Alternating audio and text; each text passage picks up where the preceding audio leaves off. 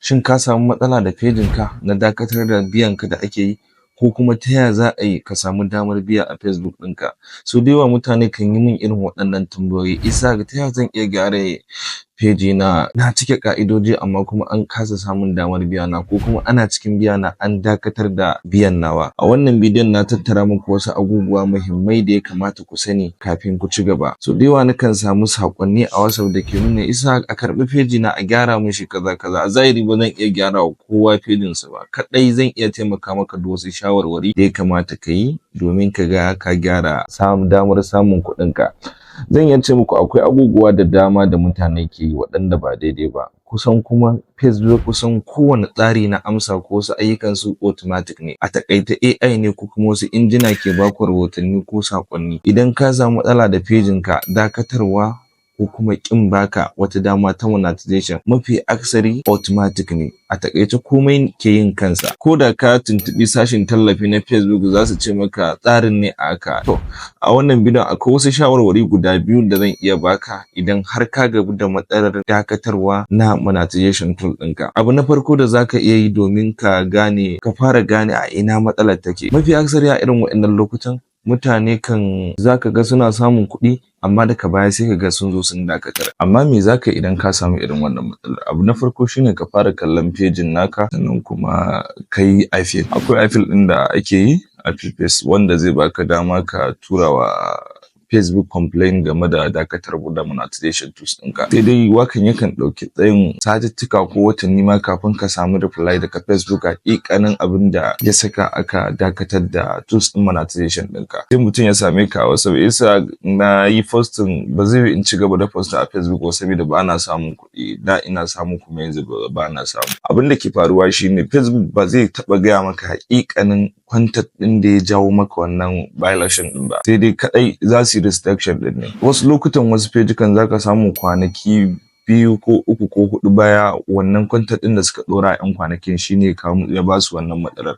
Wani abu da ake yi a yanzu shine za ka duba ka goge posting ɗin da kai irin kwanaki 3 baya duk ka goge su. Wasu fejikan da yawa mun samu monetization tools ɗin ya dawo da kansa, sannan kuma sun ci gaba da posting. At least yadda tsarin ya gano cewar ka yi kuskure, sannan kuma ya dakatar da fejinka. Wataƙila ka zaɓa wasu ƙa'idoji na community standard ko kuma wani tsari da ake kira partner monetization policies. Ka sami matsala da shi, hakan ya sa Facebook ya dakatar da damar samun kuɗinka. To yadda tsarin ya gano ka saɓa wannan ƙa'idar, wataƙila idan ka bi a cikin videos ɗinka, za ka iya goge bidiyonka daga lokacin zuwa awa 72 baya, sannan ka jira kwana 1, 2 zuwa 3 idan kai sa. Yadda tsarin ya gano cewar fejinka na da matsala, tsarin zai gano cewa fejinka ya fita ko kuma ya cire abin da ba a so, sannan kuma ya buɗe maka da kansa.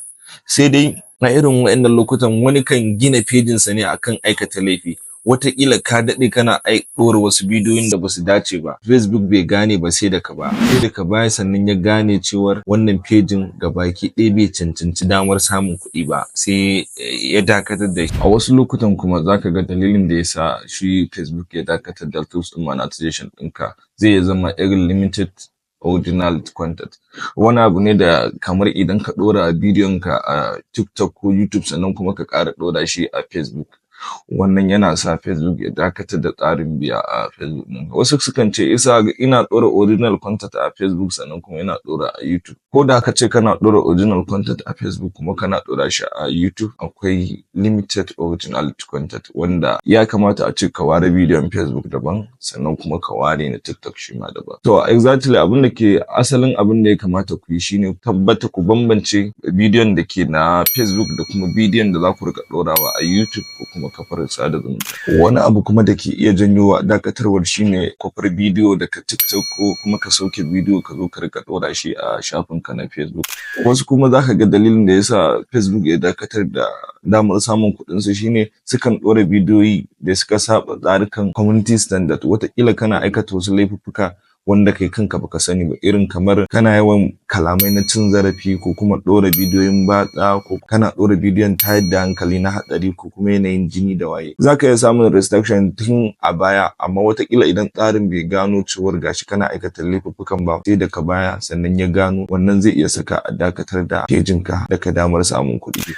Abin da ake a nan shine abu na biyu da zaka iya yi, zaka iya goge gabaki ɗaya posting ɗin da kake yi a pejinka.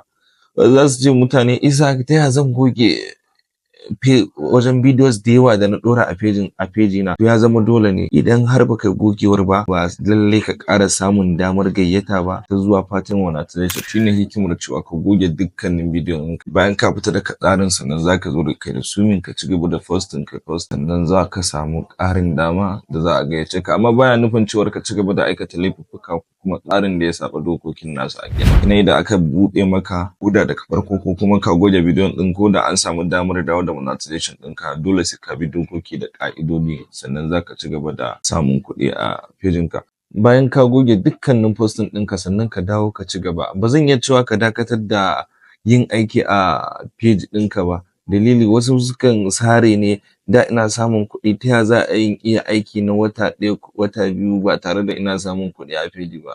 Sai dai ba zan iya cewa ka dakatar da posting ba, saboda Facebook kowane lokaci kamar yadda na faɗa muku yana son ka zama active, ka sami engagement da mutane sosai, domin wannan ne zai baka damar samu damar dawo da tsarin biya a pejin naka.